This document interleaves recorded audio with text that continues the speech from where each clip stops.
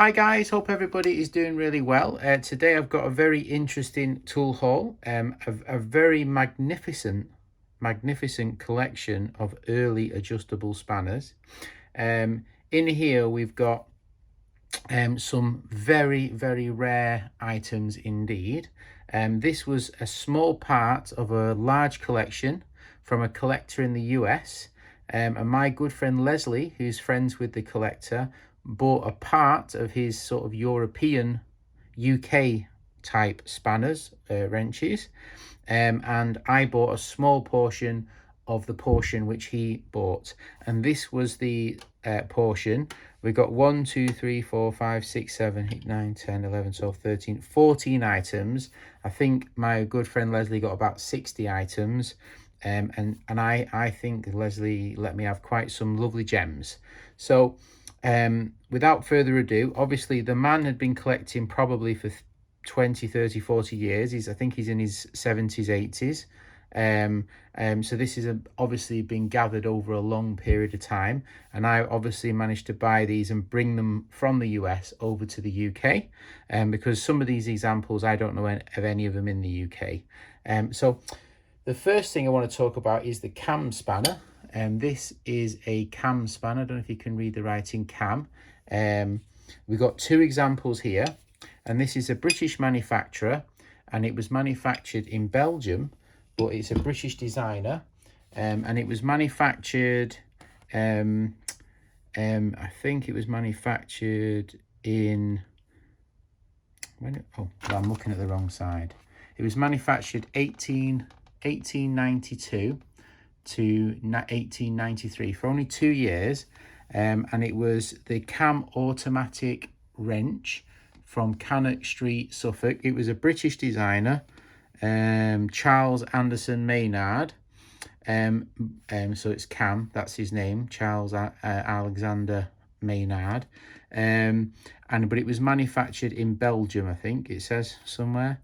But really wonderful spanner. I managed to get two examples. Obviously with it only being manufactured for 2 years, 1892 and 1893, quite an unusual, difficult to find. Now I do currently have one example myself, which is a size 2. So by default now there's 3 sizes, which I think is quite a nice collection of British design and British sold, but made abroad. So I was really pleased with that. 2 wonderful examples to add to the collection. Next page we've got here, which is a William Heap design spanner. Now this is the patent for it, featured in Ron Giesing's book. William Heap proved nut wrench 1856, so much earlier than the cam spanner. We have 2 designs known, this design and this design, and this design is here, which we've just got. It's a Heap design, and that's the patent 1856 stamped on the side. And as you can see, it's a wonderful surviving example of a very early wrench. I'm fortunate enough to have the actual example in the book, which is a William Heap. So we have 2 examples here of the William Heap, the 2 known examples of his work. So 1850s, so obviously it's 180 years old, 170 years old. So these are quite early as wrenches go. So that was really nice. I was super pleased to find that. Let's go to another book. So Ron Giesing's second book features the Timmins wrench from 1843, a British design, and here we have a Timmins monkey wrench 1840, which is quite an early design. As you can see here, we have a wonderful example of a very early Timmins monkey wrench. So this is 1840. I do already have one, which I also got from my friend Leslie.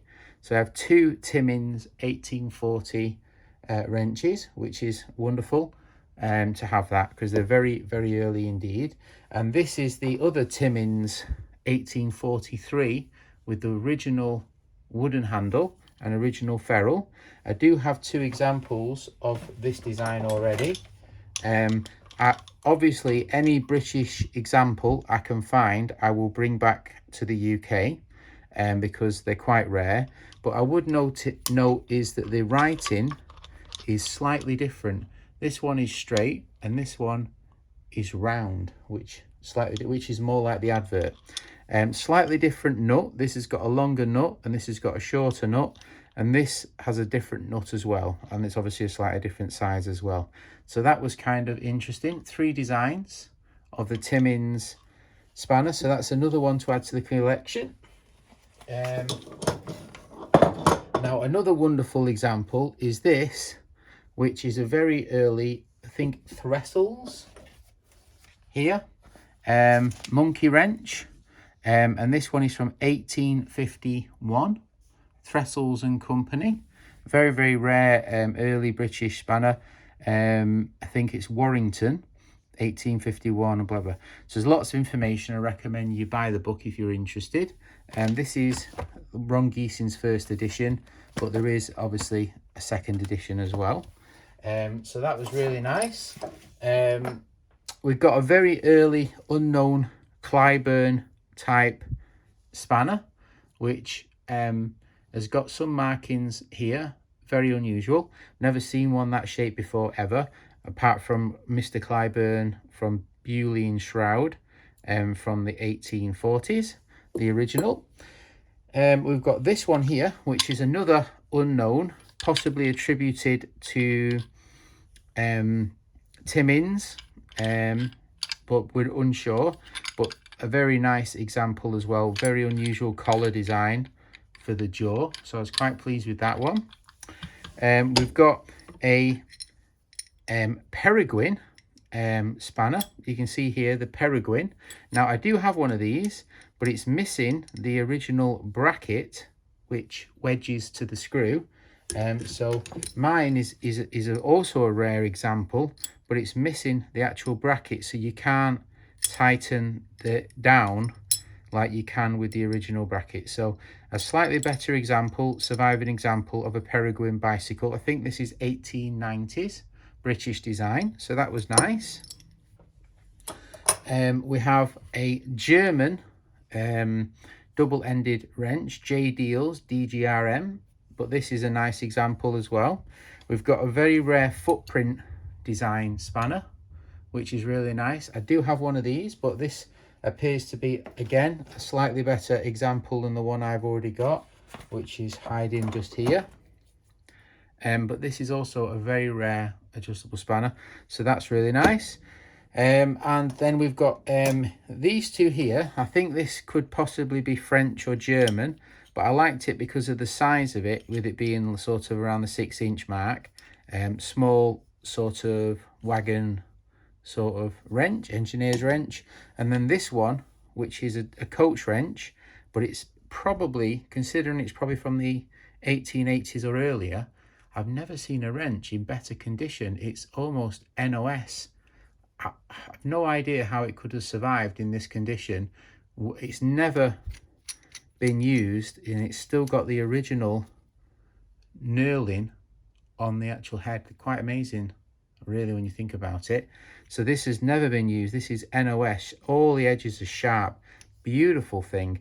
And if I look in those books, there will be adverts from the 1860 for this coach wrench, and this probably will be the smallest size made, probably around the 6-inch mark.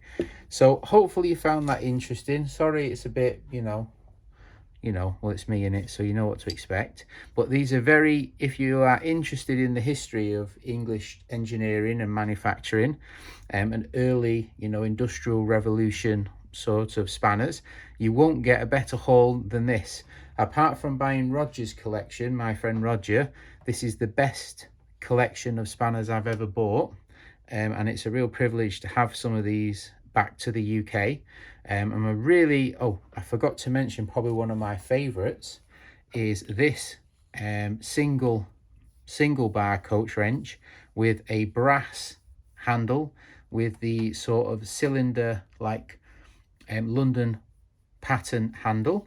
This is also in a really nice condition, and it's an absolute beauty, and it's got a very nice design, chamfered design on the way it attached the coach wrench. So this is another beautiful example. Heavy, probably cost me, you know, a good $50 that to ship that from the US, but with a brass handle, a real beauty. So some wonderful items. I think my favorite is the William Heap early 1856 pipe wrench, and the Thistles small you know, sort of cylinder wrench, and then the Timmins as well. But they're all wonderful, and I'm super happy to have any of them in my collection. I'll do my best to, I've already waxed them, I'll wax them again, and then I'll put them away and obviously show them in photography and videos in the future. But really pleased to get 3 cam spanners. As far as I don't know it, you know, Ron Geesin has 2, and he's been collecting for 40 years. So to have 3 sizes is quite something. I'm super pleased. So a big thank you to my buddy Leslie for letting me have these items. Hopefully you enjoyed this quick video. All right, thanks for watching if you got this far. Take care. Have a great day. Bye.